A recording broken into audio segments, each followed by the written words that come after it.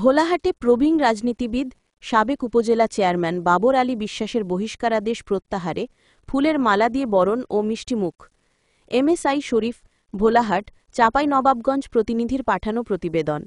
চাঁপাইনবাবগঞ্জের ভোলাহাটে প্রবীণ রাজনীতিবিদ, বিএনপির একসময়ের তুখর বজ্রকণ্ঠ সাবেক উপজেলা চেয়ারম্যান আলহাজ মোহাম্মদ বাবর আলী বিশ্বাস বাচ্চু গত ১৩ নভেম্বর ২০২৫ কেন্দ্রীয় বিএনপির আদেশে এক প্রেস বিজ্ঞপ্তিতে বহিষ্কারাদেশ প্রত্যাহার করায় নভেম্বর ২০২৫ বিকেলে উপজেলা বিএনপি কার্যালয়ে তাকে ফুলের মালা দিয়ে বরণ ও মিষ্টিমুখ করা হয়।